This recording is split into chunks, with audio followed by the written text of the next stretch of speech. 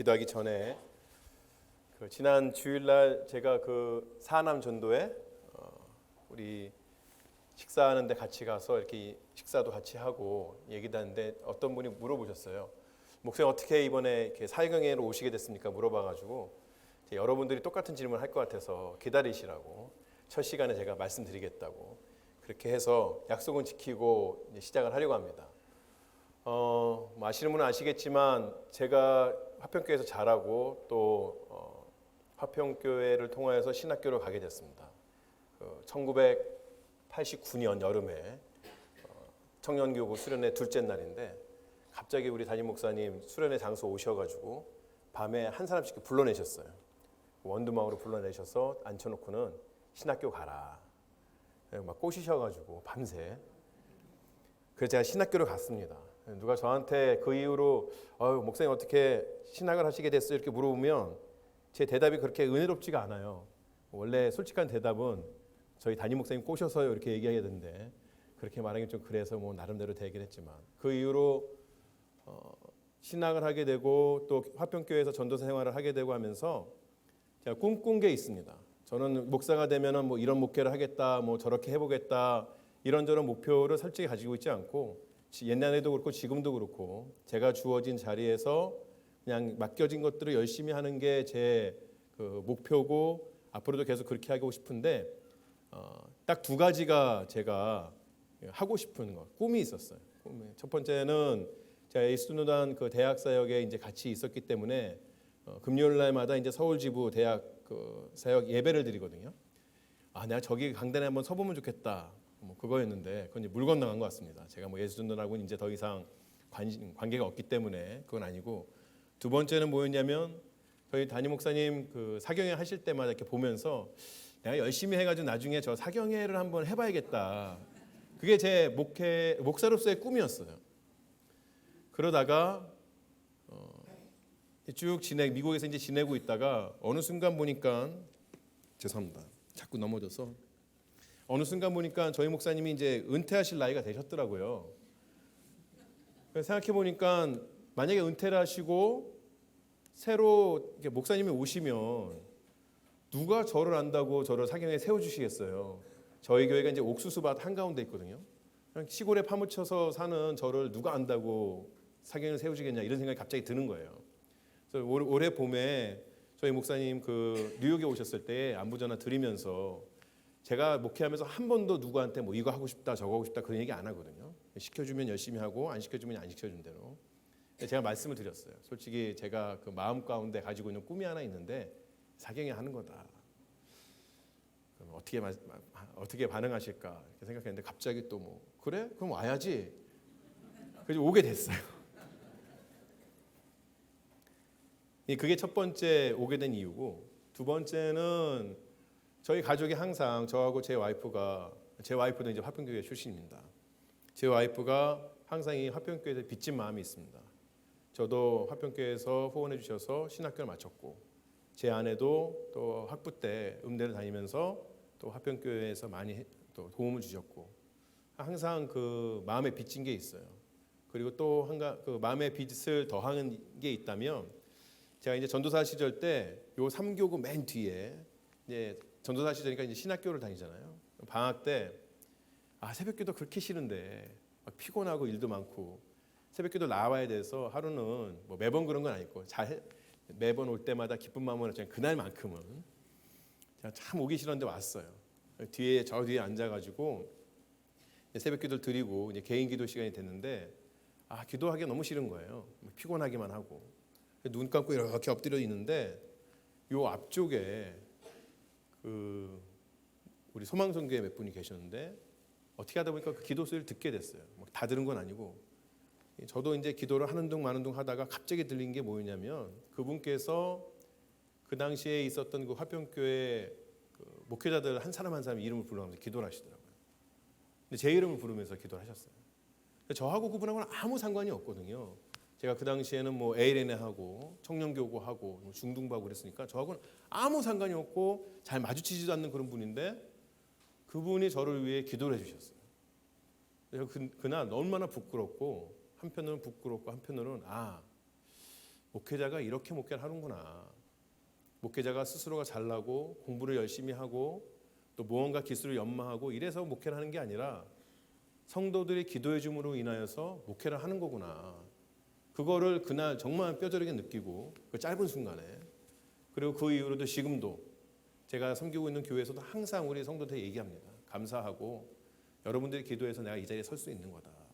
그래서 항상 그 마음에 빛이 있어서 이렇게 감히 목사님한테 목사님 사경 한번 시켜주세요 그래서 이렇게 오게 됐습니다. 여러분 너무 반갑고, 제가 가기 전에 마지막 특송하면서 울어가지고 저희 교회 동기들 여기 계신 뭐 장로님들 집사님들 막 놀리고 그랬는데 제가 아까 또 찬양하면서 또 울었어요. 집에 온 것 같고, 여기 이렇게 쓰니까 정말 제가 마치 성공한 목사가 된 것 같네요. 너무 감사드리고 기도하고 시작하겠습니다. 주님 감사합니다. 저희로 하여금 주의 귀한 말씀 또 우리가 받을 수 있도록 허락하여 주시니 감사하고, 매 순간순간마다 성령께서 우리에게 임하여 주시어서 우리로 하여금 하나님의 깊은 뜻을 깨닫고 그저 깨닫는 것에서 끝나는 것이 아니라 주님 앞에 나아가서 헌신하고 또 그로 인하여서 하나님의 귀한 열매를 맺을 수 있도록 인도하여 주실 것, 또 그것을 믿으면서 감사하며 기도합니다. 아버지 하나님, 우리 마음의 깊은 곳까지 만져주시고 우리가 내려놓지 못한 거 내려놓게 하시고 두려워하는 걸 이기게 하시고 풀리지 않는 문제들이 풀리게 하시고 육신의 어려움이 있는 자들이 또 나음을 잊게 되는 놀라운 역사가 이 안에 있을 수 있도록 주님 허락하여 주시옵소서. 하나님, 귀한 예물을 드립니다. 하나님, 그저 우리가 가진 것 일부를 드린 것이 아니라 우리 삶을 드리고자 또 이렇게 내어놓을 때에 하나님께서 그 손길 하나하나마다 복의 복을 더하여 주시옵시고, 하나님 그들이 가지고 있는 그 마음에 하나님을 향한 그 사랑이 드러나게 하여 주시옵시고, 하나님 그로 인하여서 주님 기쁘게 받으시는 예물이 될 뿐만 아니라 주님께서 기쁘게 받으시는 우리의 삶이 될 수 있도록 이끌어 주시옵소서. 감사하고 예수님의 이름으로 기도드립니다. 아멘.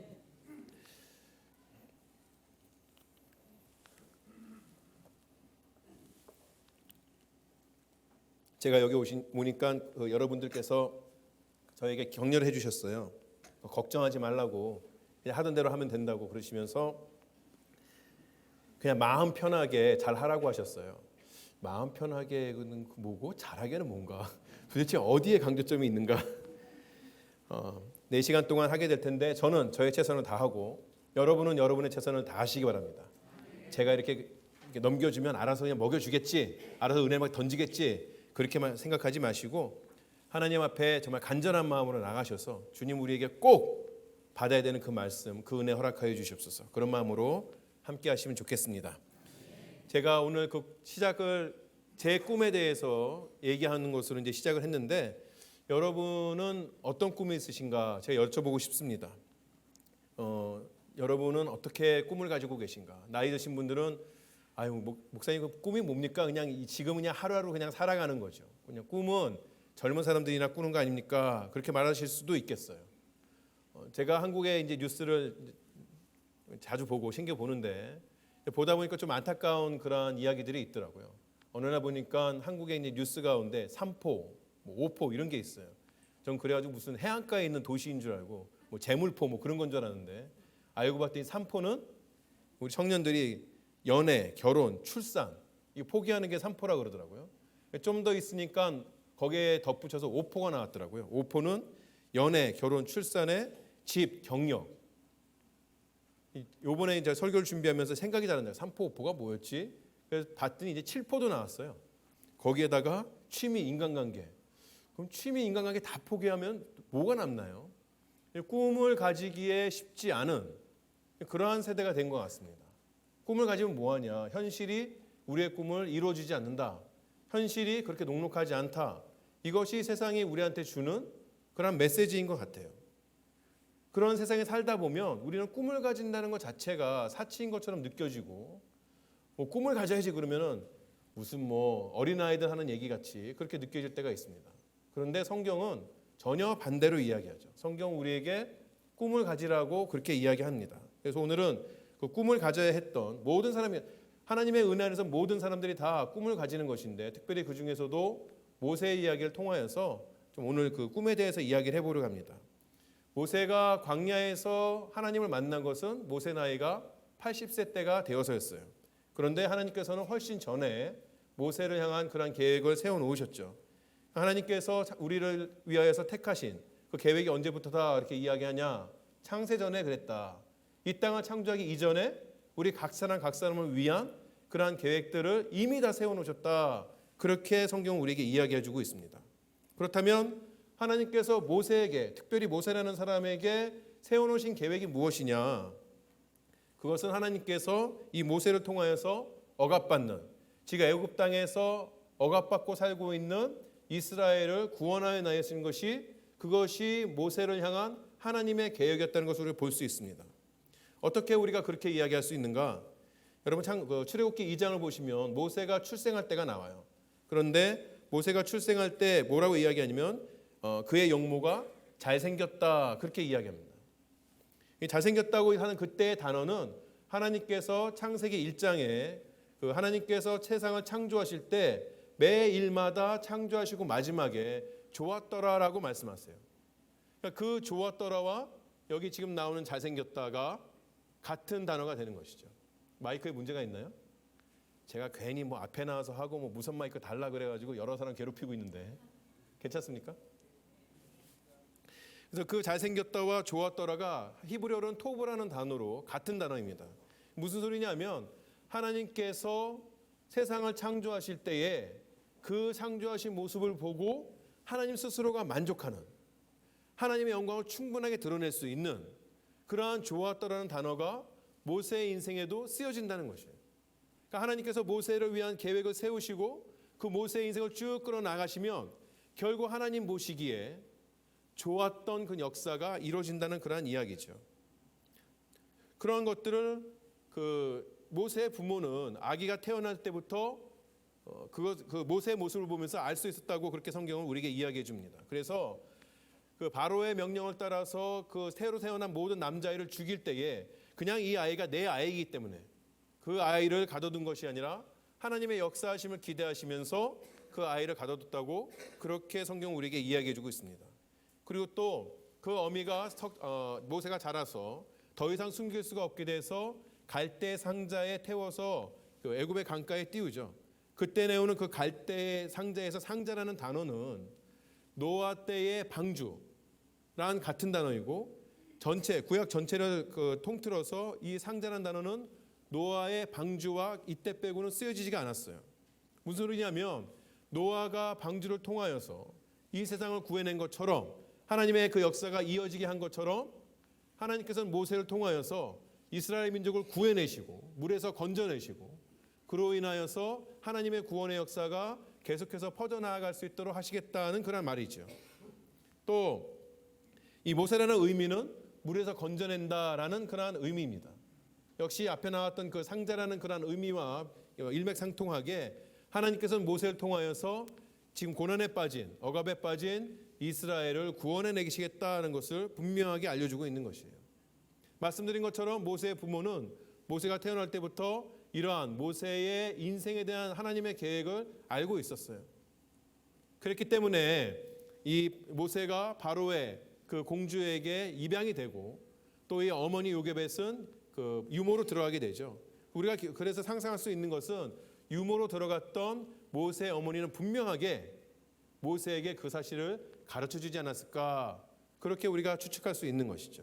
아마도 저는 이 어머니 요게벳이 모세를 키우면서 항상 마치 그 모르드게가 에스더에게 말한 것처럼 뭐라고 이야기하죠? 에스더서 4장에 보면 내가 황후의 자리를 얻은 것이 이때를 위함이 아닌지 누가 알겠느냐 이렇게 이야기한 것처럼 내가 지금 그 수없이 죽어가는 아이들 가운데 건져짐을 받아서 그것도 다른 곳이 아닌 바로의 궁에서 살게 한 것이 이스라엘을 위한 것인 것을 내가 알아야 한다. 그렇게 계속해서 교육했을 것이라고 우리는 상상할 수 있는 것입니다. 그렇기 때문에 모세는 왕궁에서 철저하게 이집트의 교육을 받고 자랐지만 항상 그 마음 가운데 자기의 동족 이스라엘에 대한 그 향한 마음을 잃지 않고 갖고 있었던 것이에요. 히브리서는 모세의 그러한 모습을 증언하고 있는 것이죠. 우리 책자 7페이지 보시면 히브리서 11장 말씀 24절, 25절 말씀이 있습니다. 우리 함께 읽을까요? 장성하여 바로의 공주의 아들이라 칭함받기를 거절하고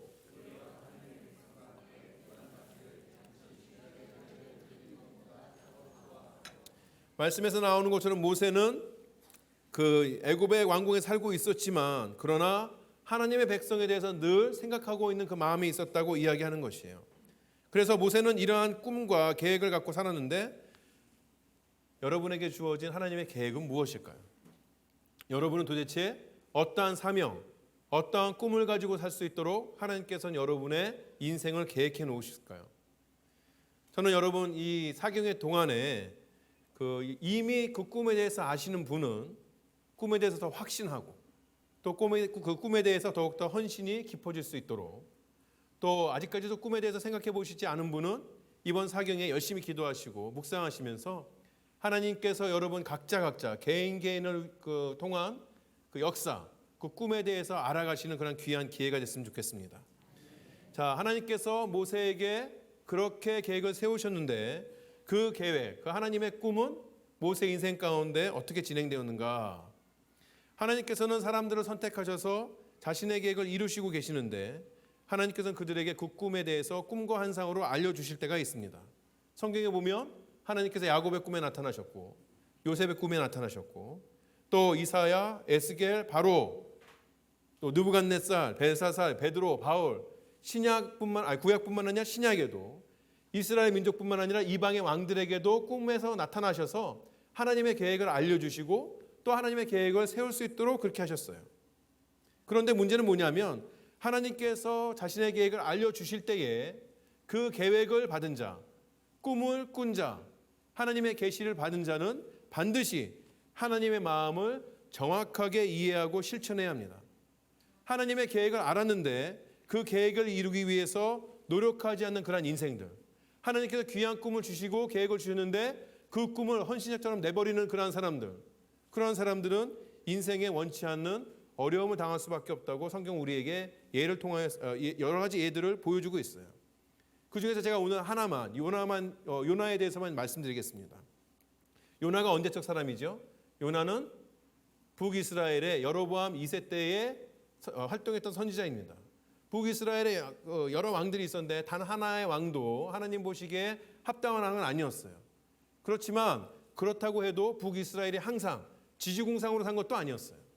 특별히 요나가 활동했던 이 여로보암 2세, 여로보암 왕 때에는 이 북이스라엘이 아주 풍족하게 살 수 있었던, 안정적으로 살 수 있었던 그러한 시기였습니다. 물질적으로 풍족하고 또 외교적으로도 그닥 어려움 없이 살 수 있었어요. 왜냐하면 이스라엘을 둘러싼 여러 열강들이 있었는데 그 열방들마다 하나하나마다 큰 나라들 하나하나마다 다 각자의 어려움 때문에 이 가나안 땅, 팔레스타인 땅에 대해서 침략하려고 싶은 그런 여력이 없었던 그러한 때였어요.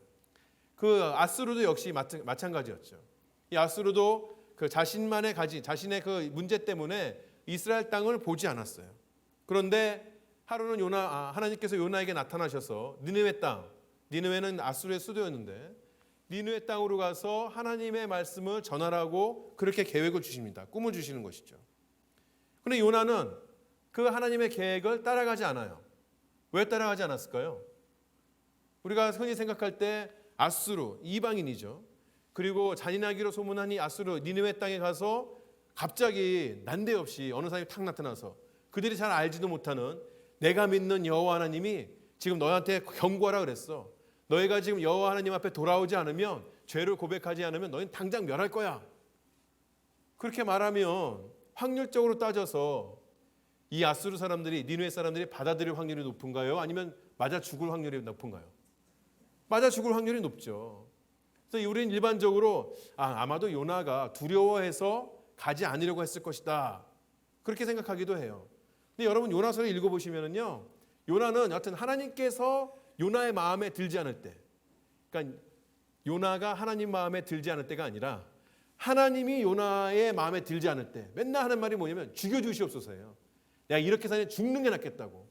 그러니까 죽는 거 그렇게 두려워하지 않았던 사람인 것 같아요. 그러니까 니느웨로 가지 않았던 것은 굳이 자기 목숨을 연명하려고 했던 것이 아니라 다른 이유가 있었다는 것이죠. 제가 보기에 다른 이유는 만약에 요나가 니느웨로 가서 하나님 말씀을 딱 전했는데 갑자기 정말 1,000,000,000의 확률로 그 사람이 다 회개를 했다. 하나님 앞에 돌아왔다. 그럼 어떻게 됩니까? 니느웨가 망하지 않는 거죠. 지금 막 혼란 가운데 있는 그 아수르가 평온을 찾고 다시 강대한 나라가 될 수도 있는 거죠. 그럼 그게 장기적으로 봐서 이스라엘에게 도움이 되겠습니까? 안 되겠습니까? 도움이 안 돼요. 여러분 너무 순진하셔서 목사님 그 사람들 다 회개하면 이스라엘하고 어깨동무하고 다 같이 하나님 나라를 섬기지 않겠습니까? 그렇지 않죠. 여러분 중세시대 보시면 다 하나님 믿는 유럽의 국가들인데 얼마나 서로 치고받고 싸웁니까? 요나는 그런 것을 걱정하는 것이죠. 그리고 이미 그 이전에 아수르가 주변 국가뿐만 아니라 북이스라엘에게 했던 짓을 볼 때에 이 인간들 한꺼번에 다 벌받아서 없어져야 하는 인간들인데 자신이 하나님의 그 말씀을 전함으로 해서 다 회개하고 잘 살게 되면 얼마나 배가 아프겠어요. 하나님 정의롭지 못한 하나님이죠. 불공평한 하나님이시죠. 요나는 그것을 정말 꿈에도 생각하기 싫었기 때문에 하나님 니느웨라 가라고 그랬는데 전혀 반대 방향. 지금의 스페인 땅 다시스로 도망하려고 그러지 않습니까? 여러분 아시는 것처럼 요나가 어떻게 되죠? 결국은 물고기 뱃속에 3일 동안 갇히게 되는. 여러분 피노키오 생각하시면 안 돼요? 제가 어렸을 때 봤던 피노키오는 그 할아버지하고 이게 널찍한 물고기 뱃속에서 편하게 살았는데 그런 게 아니죠. 물고기 뱃속에서 정말 지옥의 경험과 같은 그러한 경험을 했던 그것이 바로 요나였습니다. 그런 것처럼 하나님께서는 하나님의 사람에게 꿈을 주실 때에 그 하나님의 사람이 그 꿈을 외면하고 도망가려는 걸 내버려 두지 아니하시고 반드시 붙잡아서 그 꿈을 이루게끔 하십니다. 하나님 정말 나쁘신 하나님입니까? 아니죠. 우리가 모든 걸 다 지내고 보면 그렇게 붙잡아서 억지로라도 하나님의 꿈을 이루게 하는 것이 그것이 은혜인 것입니다. 문제는 우리가 그 길을 조금이라도 쉽게 가느냐 아니면 가기 싫어서 억지로 가고 고난 받아가면서 가느냐 그 차이가 있을 뿐입니다. 모세도 마찬가지였어요. 모세도 부모로부터 하나님의 꿈을 전달받았을 것입니다. 그런데 그가 하나님의 꿈을 이루는 데 있어서는 하나님의 계획을 하나님의 도움을 찾지 않았어요. 그는 자신의 지식과 능력으로 충분히 맡겨진 일을 잘 감당할 수 있다고 믿었어요. 하지만 하나님의 계획은 하나님의 방법과 하나님의 때를 알아야 이룰 수 있는 것이에요. 이 모세가 애굽의 그 왕궁에서 그 당시에 유행했던 첨단을 달리던 모든 교육을 받고 왕자로서 그런 모든 최상의 교육과 최상의 그 컨디션을 가지고 있었지만 그것과 하나님의 계획과는 상관이 없는 것이에요. 하나님의 계획은 하나님을 의지함으로 하나님의 지혜를 받음으로 이룰 수가 있는 것이에요. 그런데 모세는 그 사실을 간과했어요. 그래서 스스로 히브리인의 구원자, 히브리인의 재판관이 되려고 했던 모세는 오히려 자신의 동족으로부터 배척을 받게 됩니다. 결국 모세는 혈기가 있을 때에, 힘이 있을 때에 하나님의 꿈을 이루지 못하고 오히려 광야로 도망치는 신세가 되는 것이죠. 예수 그리스도를 영접하고 신앙생활 시작한 사람들, 여러분 우리가 흔히 얘기하는 첫사랑이 있을 때 그때 얼마나 마음이 뜨겁습니까? 하나님을 위해서 무언가든 다 할 수 있는 것처럼 느껴질 때가 있는 것이죠. 그런데 곧 우리는 이 땅 가운데서 하나님의 꿈을 이룬다는 것이 그렇게 쉬운 건 아니라는 것을 깨닫게 돼요. 우리가 능력은 있는데 세상은 그 능력보다 훨씬 더 커 보이는 것이죠. 또 우리라는 존재라는 것이 이 큰 세상에서는 너무나도 보잘것없다는 걸 깨닫게 되는 것이죠. 우리가 이제까지 이루었던 지식, 경험들, 그것을 하나님의 꿈을 향해서 사용해 보려고 하는데 한순간에 그 모든 것들이 다 무용지물이 되는 그런 경험을 하기도 합니다. 그러면서 어느 순간 하나님의 원대한 꿈과 계획을 뒤로하고 멀리 도망치고 있는 우리의 모습을 발견하게 돼요. 혹시 여러분도 그러한 경험들이 있으십니까?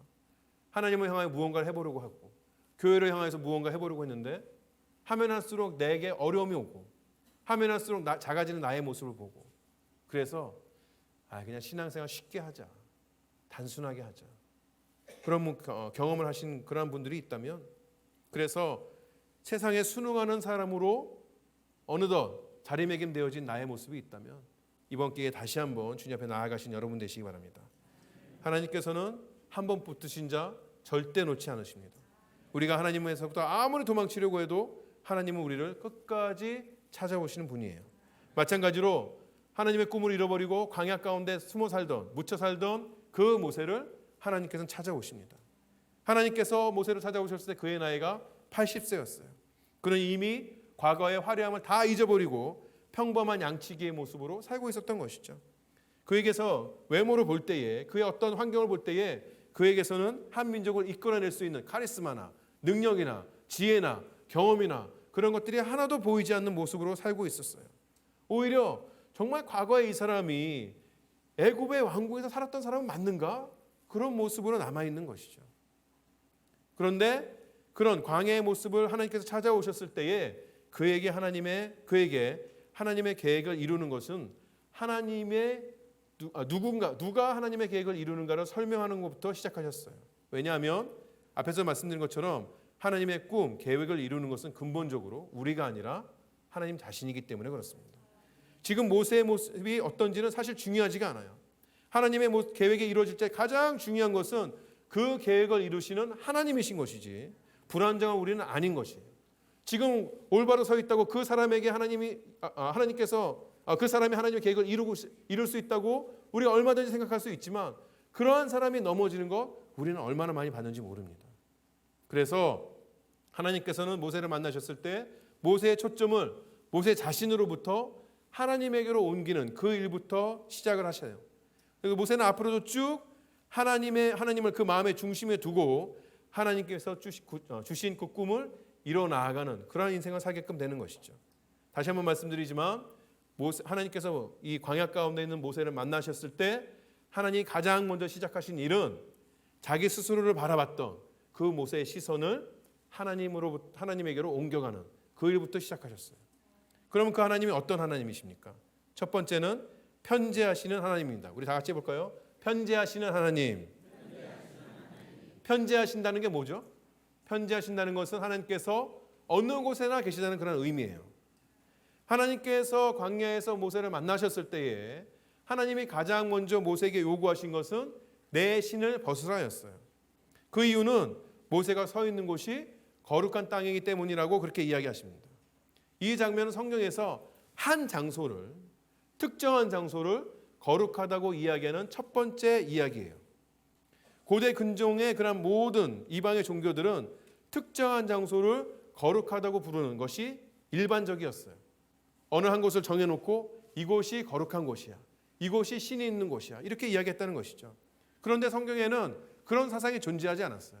성경은 이전에 어느 곳에서도 하나님을 예배하려면 이곳에 가야만 해, 하나님은 이곳에서만 만날 수 있어, 하나님은 이곳에만 존재하는 분이야, 이곳만이 거룩한 곳이야 라고 이야기한 적이 한 번도 없었어요. 왜일까요?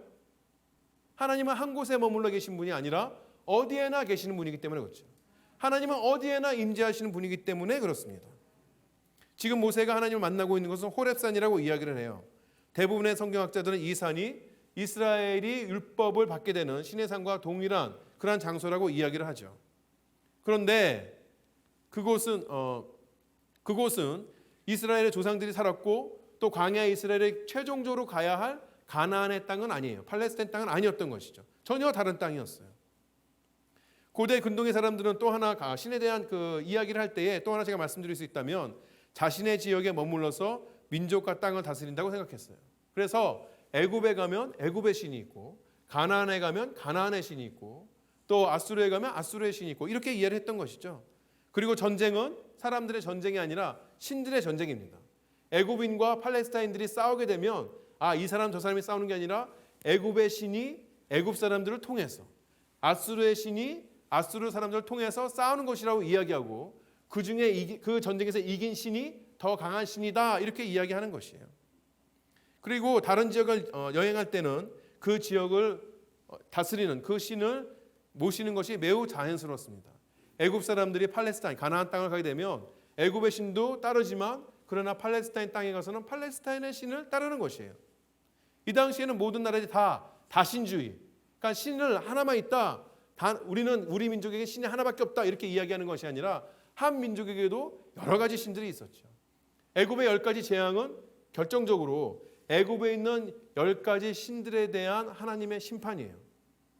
애굽이 수많은 신들을 가지고 있고 그중에 이제 가장 큰 신은 태양신이지만 애굽의 사람들이 수많은 신들을 가지고 있고 하나님을 우습게 볼 때에 하나님께서 10가지 재앙을 통하여서 그 모든 것들이 다 거짓이며 이스라엘의 하나님이 참된 신이라는 걸 보여주신 것이 10가지 재앙의 의미인 것이죠.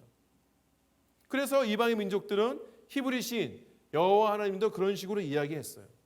이방의 사람들은 여호와 하나님은 그저 팔레스타인 땅에 있는 신들 중에 하나라고 생각했죠. 하지만 여호와 하나님은 편재하시는 분, 하나님은 어디에나 계시는 분입니다. 하나님이 그 아브라함을 만난 곳이 어디이죠? 네? 자, 귀가 뭐 잘 안 들리네요. 하나님께서 아브라함을 만나신 곳은 갈대아 우르라고 창세기에는 말해주지 않고 사도행전에 나옵니다. 스데반이 죽기 전에 쭉 설교를 하면서 하나님께서 갈대아 우르에서 아브라함을 만났다고 이렇게 얘기했어요. 갈대아 우르는 페르시아 땅이죠. 가나안 땅에서 멀리 있는 땅입니다. 그리고 그가 애굽에 내려갔을 때에도 하나님께서는 그곳에서 아브라함을 구하여 주세요. 여러분 창세기 12장에 보시면 하나님께서 이 아브라함을 만나고 이제는 네가 가나안 땅으로 갈 때가 되었다. 그러면 아브라함이 또 네, 제가 가겠습니다. 막 멋있게 떠나잖아요. 멋있게 떠나고 12장이 끝나기도 전에 어떤 사건이 벌어집니까? 가나안 땅에 딱 들어갔는데 그 가나안 땅에 기근이 있자마자 애굽으로 피해요. 애굽으로 피해서 가죠. 그러면서 뭐라고 와이프한테 얘기하죠? 당신이 너무 이뻤어. 성경에 참 이해되지 않는 그런 이야기들이 있는데 이해가 안 돼요. 이 아브라함이 적어도 75세니까 사라가 65세. 65세 할머니가 얼마나 그렇게 이뻤는지 아브라함이 살기를 느낄 만큼 그렇게 이야기하죠. 근데 그때 왜 그랬냐면 아브라함 생각에는 자기가 가나안 땅을 떠나서 애굽에 가면 하나님이 거기서는 힘을 못 쓸 거다. 하나님을 믿는 사람도 없을 거다. 그래서 거짓말한 거예요. 그 바로 이전에 믿음을 고백하고서도 그 믿음을 지켜내지 못했죠. 그러나 그 애굽 땅에서 하나님은 분명하게 아브라함을 지켜내셨습니다. 광야에서 이스라엘이 있을 때 먹이신 분이 하나님이세요. 요나가 니느웨 성에 갔을 때에 그곳에서 이방인들을 회개할 수 있도록 만드신 분이 하나님이세요. 이스라엘 백성들이 바벨론에 포로로 잡혀갔을 때에 그 땅의 지배자인 바벨론에서도 역사하시는 분은 우리 하나님이셨어요. 하나님은 어느 곳에서나 자신의 백성들을 보호하시고 그들을 존귀하게 만드신 분이었어요. 하나님은 지역적인 한계가 없으신 분입니다. 어떻게 그럴 수 있습니까? 하나님만이 참된 신이시며 하나님만이 만방을 다스리는 참된 하나님이시기 때문에 그런 것이에요. 사람들은요 신의 형상을 만듭니다. 그리고 자신이 생각하는 특정한 곳에 그 우상을 놓게 돼요. 여러분 선교지를 가보게 되면은요 그 사람들이 우상을 만들어 놓고 자신의 집 앞에 한 마리 이렇게 놓게 돼요. 근데 그 심리적인 상황이 뭔지 아세요? 그들이 믿는 하나님은 딱 거기에만 있는 거예요. 나오게 되면 아무렇게나 살아도 돼요. 그러다가 자기가 어렵게 되면 어떻게 되죠? 다시 그 신 앞에 가가지고 절하면 되는 거예요. 우리가 참되신 하나님, 어디에나 계시는 그 하나님을 모시는 그런 사람임에도 불구하고 마치 그런 이방신을 우상을 모시는 사람들처럼 생각할 때가 많이 있어요. 마치 하나님이 이 교회당 안에만 역사하시는 것처럼 생각할 때가 많이 있어요. 마치 하나님은 우리가 여호와 하나님의 이름을 부를 때만 우리와 함께 하신다고 생각하는 그런 때가 많이 있는 것이죠. 아닙니다. 하나님은 여러분이 어디에 나가시든지 여러분과 함께 하시는 하나님이에요. 세상에 많은 사람들이 있고 그중에 예수 믿는 사람 여러분 한 사람만 있는 그 순간에도 그곳에 여러분과 함께 있어서 역사하는 분이 우리 하나님이신 것이죠. 그분을 믿으신 여러분 되시기 바랍니다. 하나님을 가두지 마시고 편재하시는 그 하나님을 믿으시고 또 그분과 함께 하시는 여러분 되시기 바랍니다. 두 번째로 하나님은 보고 들으시는 하나님이세요. 자, 6절에 보면 하나님은 모세에게 하나님 스스로가 내 조상의 하나님이다라고 말씀을 하십니다. 하나님은 이스라엘의 조상인 아브라함과 이삭과 야곱의 하나님이고 또 그들에게 후손에 대해서 분명하게 약속해 주셨어요. 그들의 후손은 하나님 안에서 하나님의 약속 안에서 공급받고 보호받고 인도받을 것이라고 그 아브라함과 이삭과 야곱에게 약속해 주셨죠. 그래서 하나님은 약속의 후손들이 받고 있는 고통을 분명히 보고 그들이 그들의 감정대로 말미암아 부르짖음을 듣고 그 근심을 알고 있다고 우리 출애굽기 3장 7절에 보면 그렇게 모세에게 말씀하여 주십니다. 여호와 하나님은 자신의 백성들에게서 멀리 떠나 있어서 그들을 내버려 두는 그러한 신이 아닌 것이에요. 가나안 땅의 신이기 때문에 애굽에 내려간 그 이스라엘 백성들은 돌보지 않는 그러한 하나님이 아니신 것이죠. 그는 말 못하고 들을 수 없는 우상도 아닌 것이에요. 그분은 언제나 자신의 백성들과 함께 있으며 눈동자같이 그들을 돌보시고 백성들이 부르짖을 때마다 그 음성을 들으시는 분이 우리 여호와 하나님이신 것이죠. 또한 보고 듣는 것에서 그치지 아니하시고 행동하시는 분이 우리 하나님이신 것입니다. 그리고 하나님은 자신의 백성들을 건져내고 인도하실 뿐만 아니라 이스라엘 백성을 울부짖게 하는 그 대적들을 잠잠하게 하시는 분이 우리 하나님이신 것이에요. 여러분, 구약에만 그런 것이 나타나는 것이 아니라 신약에도 나타납니다. 예수님께서 이 땅 가운데 오셨을 때 나타나셨어요.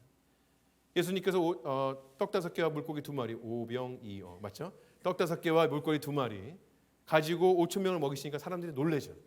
야, 드디어 우리에게 메시아 왔구나. 이 사람 왕으로 삼아야지. 그래서 목사님이 아니라 예수님이 도망가셨어요. 제자들은 배에 태워서 보내고 예수님은 산에 기도하러 가셨어요. 배에 타고 쭉 제자들이 가고 있는데 어떤 일이 벌어집니까? 바람이 불어가지고 풍랑이 일는 거죠. 막 열심히 제자들이 노를 저어요. 그런데 그때에 마가복음에서 이것을 어떻게 이야기하는가 하면 예수님께서 그때에도 산에서 기도하시고 그들이 고난 중에 있는 것을 보셨다고 이야기해요. 제자들이 알았을까요? 몰랐어요. 심지어는 예수님께서 물 위를 걸어오신 건 뭐라 그러죠? 유령이라고 해요. 유령이라고. 그렇지만 제자들이 깨닫지 못하고 예수님 저기 산 위에 계시니까 우리의 이 고난을 알지 못할 거야.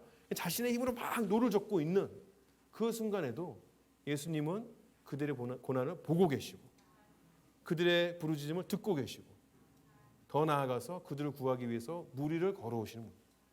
그 하나님이 여러분의 하나님 좀 믿으시기 바랍니다. 세 번째로 하나님은 임마누엘의 하나님이십니다. 다 같이 따라 하시겠습니다. 임마누엘의 하나님.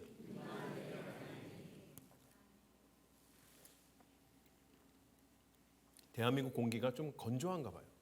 제가 여기 와가지고 물을 그렇게 마시네요. 저희 교회에서는 설교할 때 물 딱 한 번만 마셨는데 이거 다 마실 것 같은데. 자, 임마누엘의 하나님이십니다. 하나님께서 이렇게 설명해 주셨어요. 하나님은 편지하신 어디에나 계신 하나님이시다. 또 하나님은 늘 보고 들으시는 하나님이시다라고 이야기했는데 이렇게 다 하나님에 대해서 설명했는데도 불구하고 모세가 어떻게 반응합니까? 부정적으로 반응해요. 모세의 첫 번째 반응은 11절에 있는 것처럼 내가 누구이기에 바로에게 가며 이스라엘 자손을 애굽에서 인도하여 내리까. 제가 한 번만 더 읽을 테니까 이 모세의 톤이 어떤지 한번 상상해 보세요. 내가 누구에게 바로에게 가며 이스라엘 자손을 애굽에서 인도하여 내리까. 겸손하게 말했을까요? 주님 드디어 나에게 나타나셨군요. 이때를 기다렸습니다. 내가 이제 주님께서 나를 부르시니 내가 가긴 가야겠는데 이 겸손한 마음에 내가 누구이기에 이랬을까요? 저는 안 그랬을 것 같아요. 주님, 내가 누구라고? 나를 보내시려고요? 딴 사람, 나 말고 딴 사람 보내세요. 내가 옛날에는 좀 그랬어요. 잘 나갔는지 모르는데 지금은 아닙니다. 왜? 40년 전에는 자기가 왕자의 신분이었어요. 애굽에 뛰어난 교육을 받았고요. 준수함으로도 사람들에게 인기가 많았어요. 태어날 때부터 준수했다 그러잖아요. 아름다웠다 그러잖아요. 얼마나 잘생겼을까? 1세기 역사가 요세푸스는 모세의 외모가 출중해서 애굽인들이 그의 모습을 보기 위해 뒤를 따라다녔다. 아이돌이죠, 아이돌. 그걸 쫙 지나가면 우르르 몰려가면서 야, 모세다 막. 얼마나 잘생기고 잘났으면. 그리고 그 역사에 따르면 이 모세는 용맹한 장수였다 그렇게 이야기해요. 전쟁에 나가서 져본 적이 없대요. 그러니까 왕계 구도로 봐서도 넘버 1은 안 돼. 넘버 2 정도는 되지 않았을까. 거기다가 하나님의 마음을 품고 자신의 동족을 돌보려고 했으니 하나님 그 마음을 알아주셔야 되잖아요. 하나님 그를 쓰셔야 하잖아요. 그런데 40년 전에 그는 철저하게 실패했고 실패해서 광야를 도망 다닐 때 하나님 어떻게 하셨습니까? 침묵하셨어요. 한마디도 하지 않으시고 그 앞에 나타나지 않으셨어요. 아마도 모세는 그 40년 전에 실패했던 그 상처를 곱씹으면서 계속해서 살았을 것입니다. 과거에 붙잡혀서 하루하루 살고 있었을 것이에요.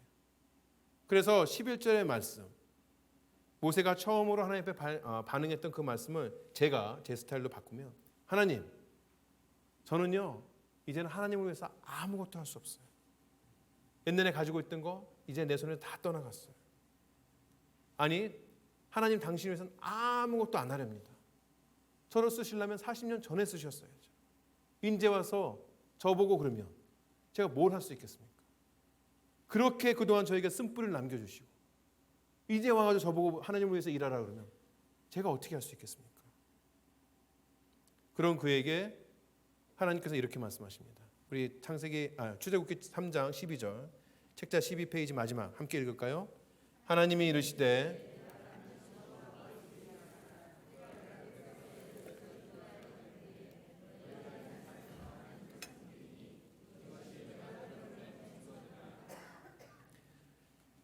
12절에서 하나님은 그와 항상 함께 하시겠다고 대답하여 주십니다. 하나님은 그의 약한 부분에 대해서 부정하지 않았어요. 그가 지금 연로한 목자에 불과하다는 것을 하나님께서 아시죠. 하지만 하나님께서 함께 하신다면 그런 것들이 문제가 되지 않습니다. 오히려 모세가 느끼고 있는 자신의 부족함은 하나님을 더욱더 간절하게 붙드는 이유가 될 것이에요. 이 부분은 후에 제가 돌보시는 하나님, 주일 낮 예배가 되겠네요. 그때 좀 더 설명하기로 하겠습니다. 네 번째로 하나님은 자존하시는 하나님입니다. 다 같이 하실까요? 자존하시는 하나님. 하나님을 만난 두 번째 반응은 이런 것이었습니다. 출애굽기 3장 13절 우리 다 함께 읽을까요? 시작.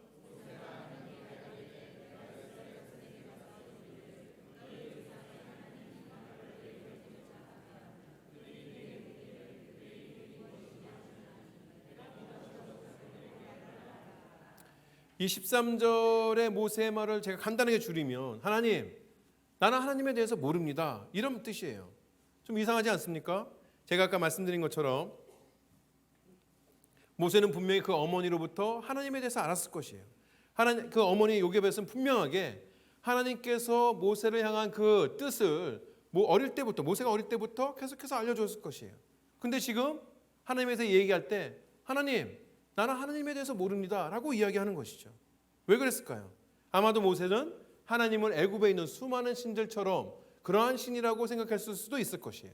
또는 그가 가지고 있었던 이전에 하나님의 지식은 자신의 삶의 경험으로 해서 다 무너졌을지 모릅니다. 우리 어머니 분명하게 하나님은 광대하신 하나님이라 그랬다. 우리 어머니께서 나에게 하나님에 대해서 알려주실 때에 그 하나님은 우리에게 맡겨주신 그 계획을 분명히 이루시는 분이다 라고 말씀해 주셨는데, 앞에서 제가 말씀드린 것처럼 모세가 실패하고 광야를 떠돌 때에 한 번도 나타난 적이 없으신 하나님이에요. 그러니까 모세는 이전에 우리 어머니가 해주셨던 그 하나님은 없는 존재이구나. 그리고 다시 하나님에 나타나니까 하나님, 도대체 하나님은 누구입니까? 라고 물어보게 되는 것이죠. 그런 그에게 하나님은 자신의 이름을 스스로 있는 자다라고 말씀하세요.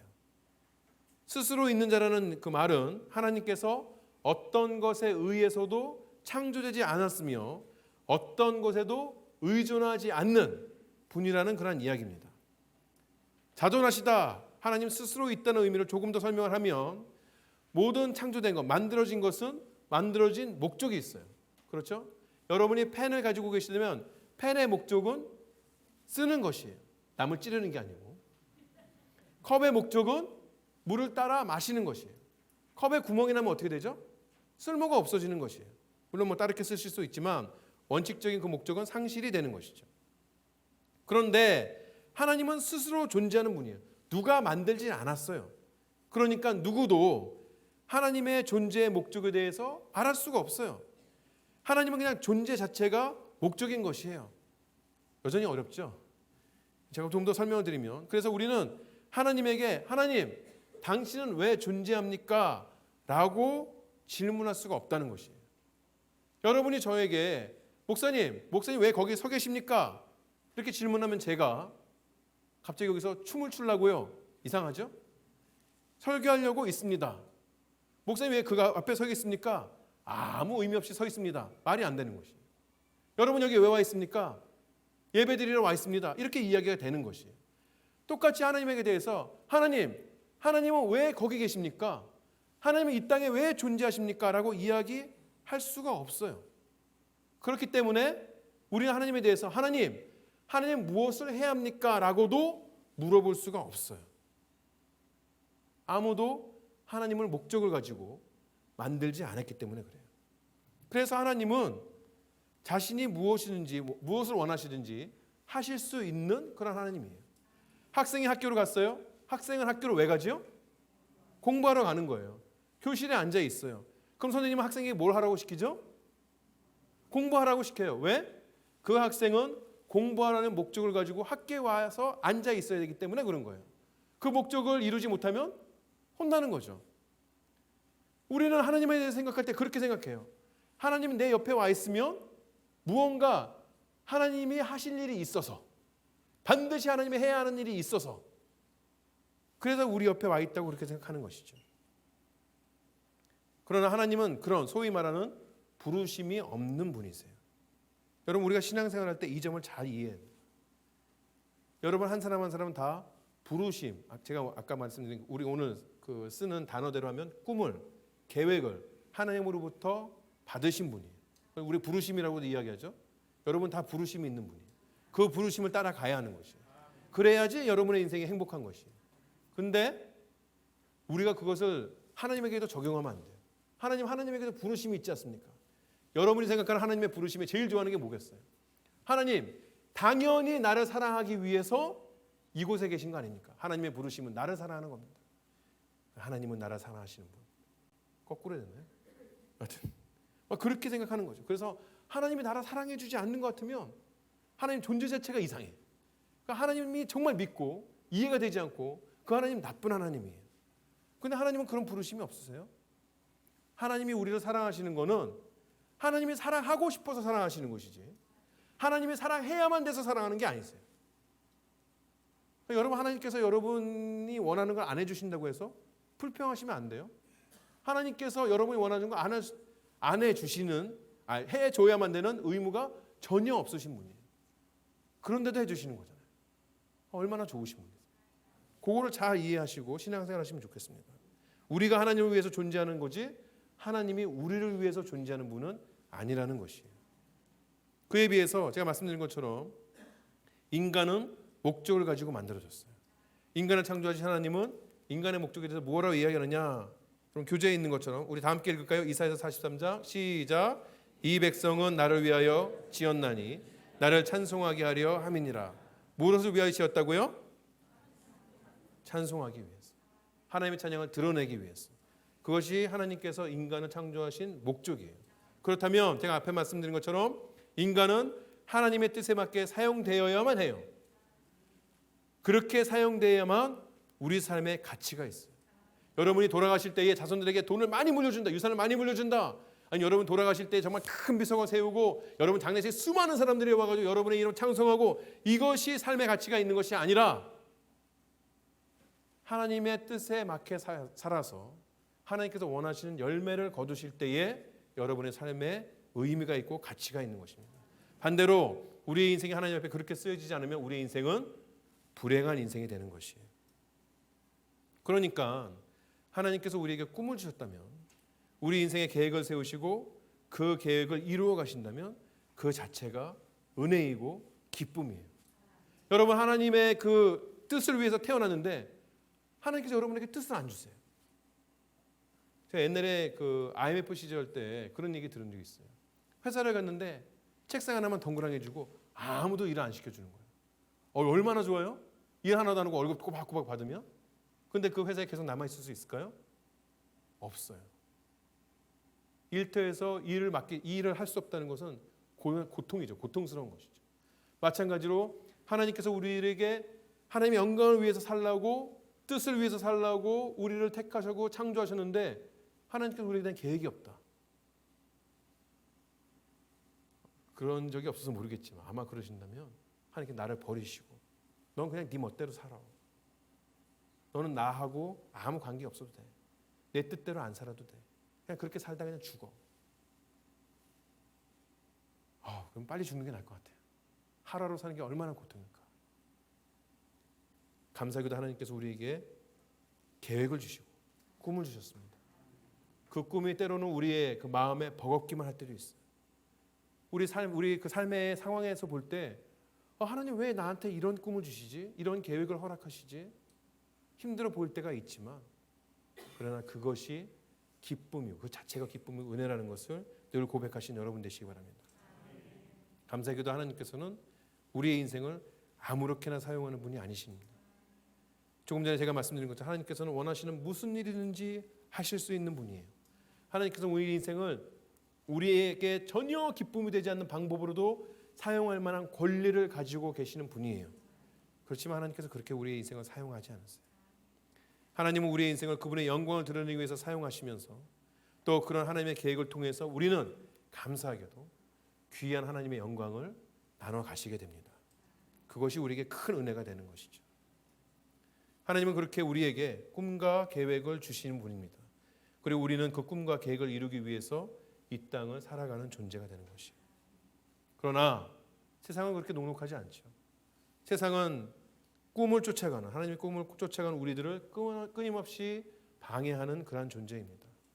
그래서 때로는 우리는 그 원대한 꿈을 잊어버리고 세상 사람들과 다를 바 없이 하루하루 연명하는 것을 목표로 살기도 해요. 그럴 때 우리는 하나님을 향하여서 눈을 들어야 합니다. 과거에 얽매이지 말고 미래를 바라보면서 살아야 하는 것이에요. 여러분의 발목을 붙잡고 있는 장애물이 무엇입니까? 건강입니까? 내가 하나님의 그 일을 쫓아가려 하니 내가 혹시 아프지는 않을까? 그런 생각이 듭니까? 여러분 한국에 계신 분은 제가 어쩐지 모르겠는데 저희 동네에서는 제가 새벽 기도를 가려고 이렇게 차를 계속 몰고 가면 이미 그때에 뛰어다니는 미국 사람들이 얼마나 많이 있는지 몰라요. 항상 생각하죠. 저 인간들은 새벽 기도나 가지. 그렇게 막 새벽 4시에도 일어나서 뛰어요. 그렇게 건강을 중요하게 생각하죠. 교회 일이 너무 바빠가지고 내 건강 지키지 못할까? 물론 그렇게 생각할 수도 있겠습니다. 물질이십니까? 내가 신앙생활 열심히 해서 내가 가지고 온 다 잊어버리면 어떤가? 그런 생각 드십니까? 또 능력이나 지위이십니까? 나이이십니까? 아이고 목사님 이제는 손발이 막 저려오고 누워도 잠도 안 오고 옛날에는 막 새벽 기도하면 그렇게 힘들었는데 요새는 새벽 2시에 막 눈 번쩍번쩍 떠지고 저희 교회에 80 넘으신 집사님이 계신데 하루에 3시간 이상 못 주무세요. 그 집사님은 잠을 못 자가지고 맨날 음식을 하세요. 토요일날 새벽 기도 끝나면 새벽 기도 온 사람 다 그 집사님이 준비한 음식을 먹어야만 돼요. 안 먹잖아요? 주일날 야단 맞아요. 안 먹고 갔다고. 솔직히 여러분이 하나님 앞에 헌신하는데 방해하고 있는 장애물이 무엇인가? 그것을 잘 찾아내시기 바랍니다.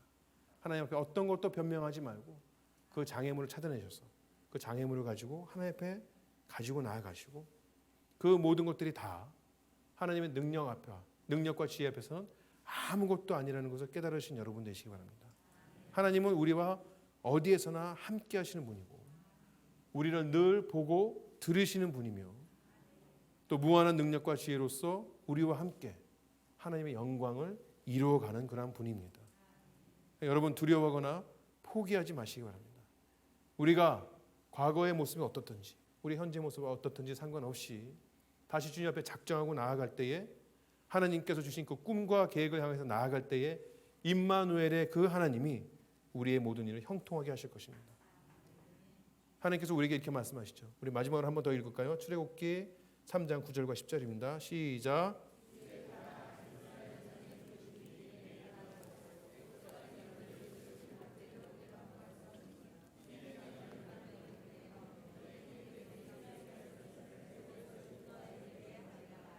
아멘.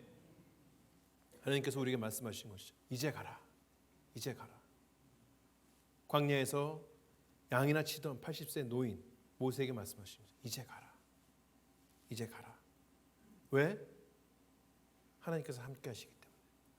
하나님께서 그에게 꿈을 주시고 그 꿈을 이루어 가실 수 있도록 함께 하실 것이기 때문에 이제는 일어나서 죄악의 고통 가운데 부르짖는 영혼들을 향하여서 가라고 말씀하시는 것이죠.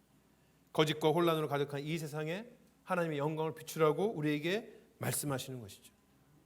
그렇기 때문에 우리는 이제 하나님의 그 부르심에 응답해야 됩니다. 하나님의 꿈을 이루어야 하는 것이죠. 자, 우리 옆 사람에게 말씀해 보실까요? 임마누엘의 하나님과 함께 그분의 꿈을 이룹시다.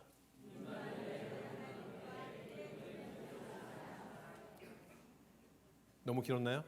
한 번만 더 우리 앞뒤 사람에게도 임마누엘의 하나님과 함께 그분의 꿈을 이룹시다.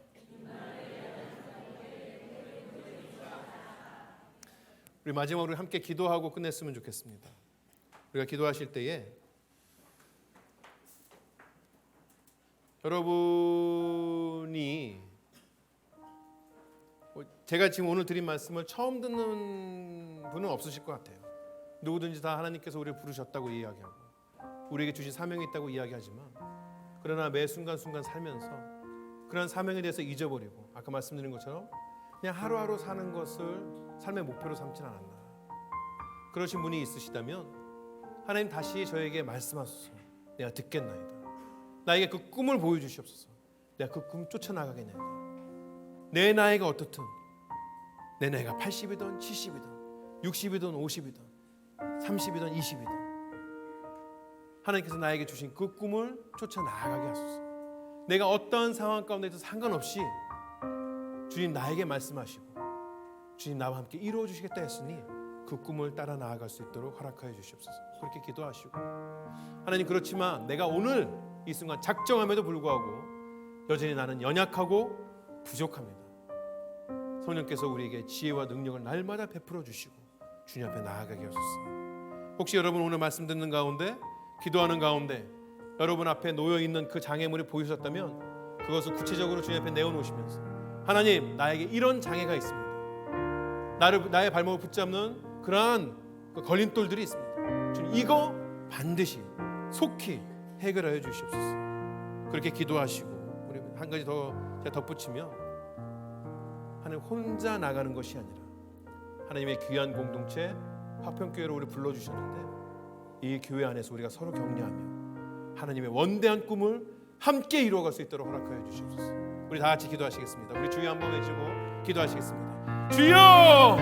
아버지 하나님 그렇습니다. 주님 우리가 주의 귀한 꿈을 쫓아나가길 원합니다.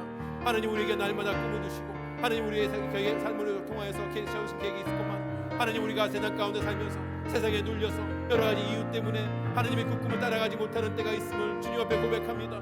아버지 하나님이시여 그 꿈은 다 어느 순간 내팽개치고 아버지 하나님이시여 매일매일 우리 앞에 다 놓여진 그 과제물들을 이기기 위해서 노심초사하며 그저 하루하루로 살아나가려는 그런 마음이 아니었는가 다시 한번 주님 앞에 고백합니다. 아버지 하나님이시여 우리가 가진 것이 없다고 하여도 하나님 우리의 상황이 허락하지 않는다고 하여도 하나님 우리가 부족하고 연약한 존재라고 하여도 하나님 그 모든 것들을 이기게 하시는 능력이 많으신 그 하나님 아버지시여 어느 나라 계시며 하나님 그 능력을 우리에게 보여주시며 하나님 우리의 부르짖음과 하나님 우리의 어려운 것들을 보고 들으시는 그 하나님이 우리와 함께 하시기 때문에 임마누엘의 그 하나님이 우리와 함께 하시기 때문에 다시 한번 우리가 용기를 가지고 담대하게 하나님과 함께 나아가려고 합니다. 아버지 하나님이시여 우리로 하여금 작정하게 하여 주시며 하나님 우리로 하여금 세상을 향해서 담대하게 나아가게 하여 주시며 아버지 하나님이시여 우리가 나아갈 때에 하나님의 귀한 전신갑주를 입고 나아갈 때에 아버지 하나님이시여 우리의 창끝 아래 하나님 우리의 칼날 아래 하나님 세상의 모든 내적들이 무너지며 하나님 어느 것도 우리를 하나님의 사랑으로부터 끊어낼 수 없음을 다시 한번 하나님 아버지여 의지하고 나아가는 우리 모두가 될 수 있도록 하나님 허락하여 주옵소서. 아버지 하나님 거짓된 모습으로 우리를 유혹하며 우리를 쓰러뜨리려는 모든 악한 영들로부터 우리를 보호하여 주시옵시고 우리보다 한 발 앞서서 그 모든 선한 싸움을 싸워 나가 주시오며 아버지 하나님이시여 우리로 하여금 일어날 수 있도록 하나님 우리의 손을 붙잡아 일으켜 주셨기를 간절히 바라고 원합나이다. 하나님 우리 눈앞에 있는 장애물이 있습니까? 그것을 위하여 붙들고 하나님과 함께는 나아가는 우리 모두가 될 수 있도록 주님 허락하여 주시오며 아버지 하나님 주님께서 우리 안에 역사하심으로 말미암아 살아계신 하나님을 경험하는 우리 모두가 될 수 있도록 주님 허락하여 주시옵소서. 믿음이 약한 자에게 하나님 함께하여 주셔서 하나님 우리의 삶을 만드시는 그 하나님을 경험하게 하심으로 말미암아서 하나님 광대하신 그 하나님 바라보게 하여 주시며 아버지 하나님 다시 한번 주님 앞에 나아갈 때에 특별히 하나님 화평교회는 믿음의 공동체와 함께 나아갈 때에 하나님 교회에 하나님의 그 귀한 은혜 성령의 능력을 부어주셔서 하나님 우리가 함께 대우를 맞추고 주님 앞에 나아가 이 땅 가운데 하나님의 놀라운 일들을 일으켜 세울 수 있도록 주님 허락하여 주셨기를 간절히 바라고 원합니다.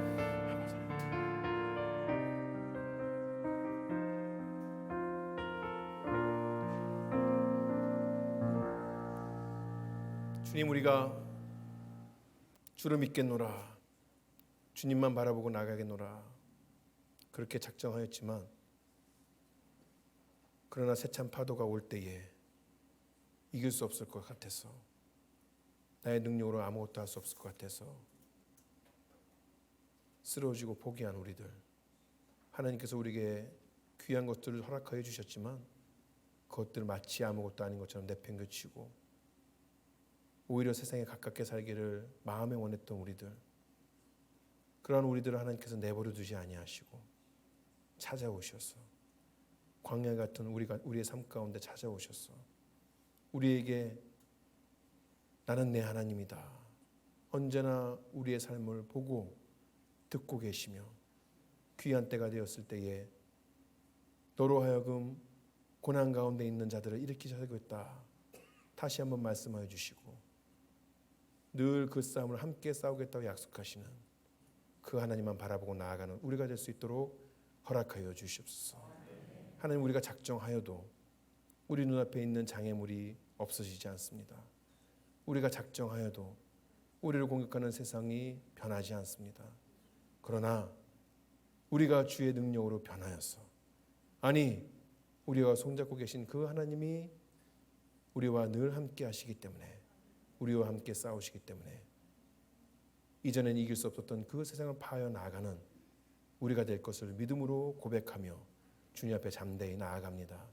감사하게도 하나님 아버지 이 선한 싸움을 함께 싸워 나아갈 수 있도록 믿음의 형제 자매들을 화평교회로 불러주시고 함께 나아가게 하시니 감사하고 하나님 우리가 이 힘든 싸움을 싸워서 서로 지칠 때마다 하나님의 귀한 말씀과 기도로 격려하며 끝까지 이 싸움을 싸워 나아갈 수 있도록 허락하여 주시옵소서. 우리 가운데 믿음이 연약하여서 하나님 이런 말씀을 들려주었을 때에도 과연 내가 할 수 있겠는가 의심하는 자 있다면 살아계신 그 역사하시는 하나님을 경험하게 하여 주시옵소서. 하나님 각자의 인생 가운데 부인할 수 없는 증거를 허락하셨기에 그 증거들을 붙잡고 다시 한번 주님 앞에 나아가는 귀한 우리가 될 수 있도록 허락하여 주시옵소서. 은혜 주시고 사명 주심에 다시 한번 감사하며 예수님의 이름으로 기도드립니다. 아멘.